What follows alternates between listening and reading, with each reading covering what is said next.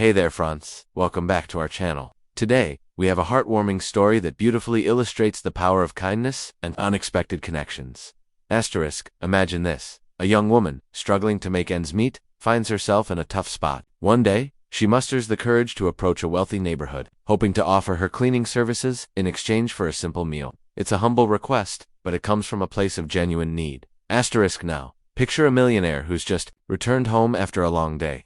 He's used to a life of luxury, but when he sees her standing there, something about her sincerity stops him in his tracks. Instead of brushing her off, he takes a moment to really look at her. In that instant, he realizes that behind her request lies a story of resilience and determination. As they talk, he learns about her dreams and the challenges she faces. It's a reminder that everyone has a story worth hearing, no matter their circumstances. Inspired by her spirit, he decides to do something extraordinary. Instead of just offering her a meal, he invites her in for a conversation and a chance to share her aspirations.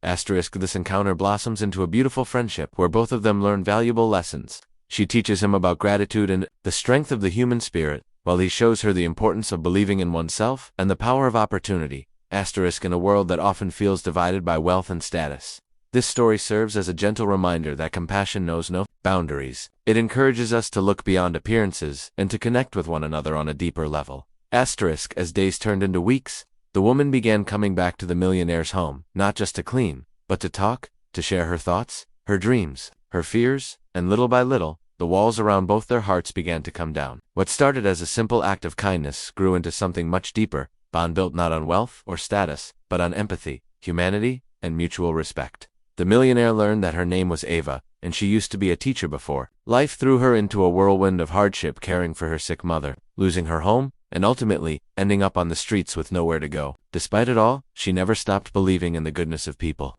That belief, though tested, had brought her to his door. And now, inspired by her resilience, the millionaire began to change, too. He started volunteering, donating anonymously to shelters, even launching a local initiative to provide jobs and housing support for struggling women like Eva. But more importantly, he started seeing the world differently, not just through the lens of business deals and success, but through the eyes of someone who had nothing and still chose hope. One evening, as they sat under the stars in the garden, once neglected, now blooming with color and life, he turned to her and said, "You've given me something I didn't even know I was missing, purpose." And with tears in her eyes, she replied, "You reminded me that I still matter." That moment sealed a bond of friendship that neither time nor circumstance could break.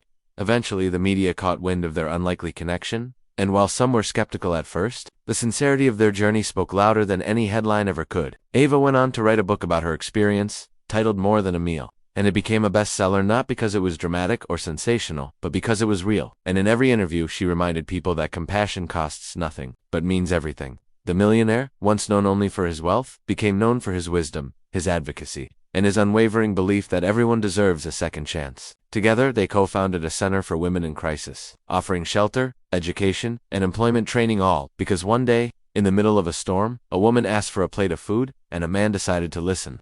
Their story continues to inspire thousands today, proving that the smallest gestures can spark the biggest changes. So next time you see someone in need, don't look away, look closer. You might just be the miracle they've been waiting for.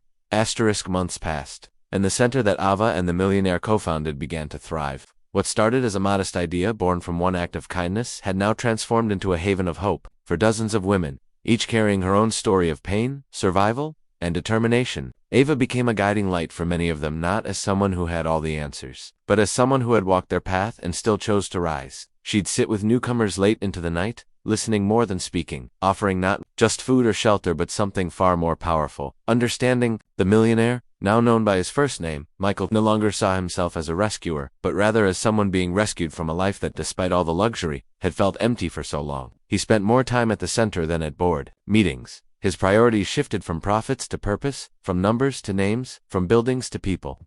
One quiet afternoon, Ava surprised Michael with a wall inside the center. It was filled with framed photographs of every woman who had passed through their doors, each one paired with a handwritten quote of what hope meant to her. Michael stood silently in front of the wall for a long time, his eyes tracing each frame, until he finally said, This is worth more than everything I've ever built." Meanwhile, Ava's book continued to gain attention, and she was invited to speak at universities, community events, and even international conferences. Every time she stood on a stage, she told her story not to highlight her own strength, but to remind people that the greatest gift we can give is simply to see and believe in someone who feels invisible. At one event, a young girl approached her afterward with tears in her eyes and whispered, "I thought I was alone. But now, I have hope." That moment stayed with Ava more than any applause or recognition ever could. As for Michael, he quietly began funding similar centers in other cities, always in Ava's name, and never for publicity. Their friendship remained the heart of it, all pure, steady, and transformative. Though many speculated whether they would eventually become more than friends, they never confirmed or denied it, because to them, what they had already built together was deeper than labels. It was about trust, healing, and mutual respect. On the one-year anniversary of their center, they hosted a gathering, not a gala, but a family-style dinner with everyone who had ever passed through their doors. There were candles, laughter, hugs, and stories shared over simple food, just like the day Ava first arrived. And as Ava stood up to speak that evening, she looked at Michael and said, "You opened your door when you didn't have to. And because of that, hundreds of doors have opened since." Michael smiled, eyes glistening, and replied, "No, Ava, you knocked when you still had hope.